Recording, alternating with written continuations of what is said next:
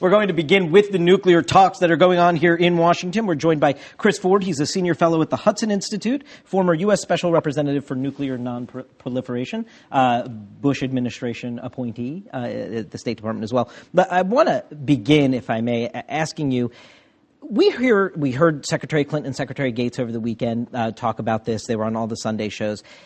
Do you agree with the administration's overall assessment that the threat of nuclear weapons, sort of that we think of from Cold War era and beyond, is really no longer the threat at all? That is not a threat, and that it is all about a terrorist use of nuclear weapons. Is that the right focus? I support that focus. This actually represents a very significant continuity in U.S. policy. Make no mistake, there are bad guys out there trying to acquire these technologies, and they have no scruples whatsoever. I think that the Obama administration is quite right to focus heavily upon nuclear terrorism. One might quarrel as to whether the risk of nuclear attack, as we are told, is actually higher than, say, during the Cuban Missile Crisis, but that's nitpicking. The bottom line is quite simple. This is an area that has and deserves broad bipartisan support in the U.S. political context. When the nuclear posture review came out last week, you had an op-ed up at AOL News with a great headline: Obama nuclear review is shockingly not awful. It sounds almost like an endorsement, but there's some folks who did think it was awful. Rudy Giuliani and Sarah Palin come to mind. What are they missing in this, or what are they misreading in this, in your judgment? Well, I was myself braced for a much more, dare I say it, sort of naive and problematic document than turned out. Not that there aren't problems with it. There's enough in there to give conservatives a fair amount of time talking about its difficulties. On the other hand, it's certainly not what one might have expected from the president who gave his speech in Prague a year ago and who has been playing to the disarmament grandstands so carefully during at least the first period of his presidency. In that context, it actually represents perhaps something of a learning curve. I mean, the slow motion mugging by reality of a very political disarmament agenda by the responsibilities of actually having to be in charge of the country that provides the international public good of global security in a very problematic environment. So, I mean, good on them for moving along that learning curve, and perhaps they'll continue. In addition to the posture review, there's that other piece of that treaty signed with Medvedev in Prague this last week.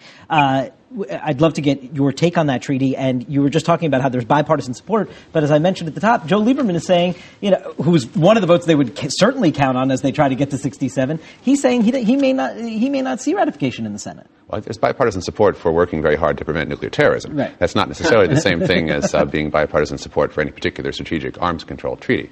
That said, I think in some ways the most remarkable thing for this very ostentatiously pro-disarmament president is the degree to which this new post-START agreement doesn't actually cut nuclear arms terribly much.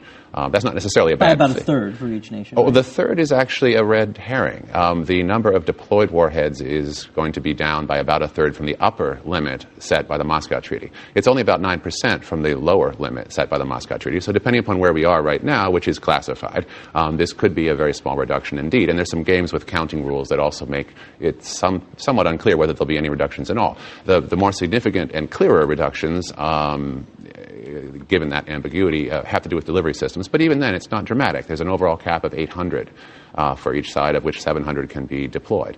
At the present, I think the United States has something like 846. So this is not a dramatic change, which is not a complaint on my part. And it probably will certainly help things in the Senate if the president shows himself willing to show a sufficient commitment to the kind of modernization that I think will be necessary in order to make this move forward. What are you looking for out of the summit this week? We've got leaders, 46 nations in addition to President Obama are here. We haven't had a gathering like this in Washington since the end of World War II. What are you expecting, though, to come out of it tangibly? What are you looking for? Wow. The administration talks about wanting to have an agreed work plan. They talk about raising awareness and triggering a greater level of concern. Those are all good things. Unfortunately, the problem is that we don't really lack work plans. The plans on paper is not the deficit here. It's follow-up on the ground that changes the facts on the ground. Hopefully this will catalyze movement by the governments involved. But let's not forget, it was back in 2006 when President Bush and President Putin of Russia announced the global initiative to combat nuclear terrorism. We've had 5 or 6 summits of that and some very sound and useful programs of statements of principles and things on which countries agree that they should be working to do better. The problem isn't that we can't get leaders to come together to say to announce work plans. The problem is actually getting them to go home and do this. And maybe this kind of a big summit can help catalyze that, but it remains to be seen. Chris Ford, Senior Fellow at the Hudson Institute, thank you very much for being with us today. Thanks for having me.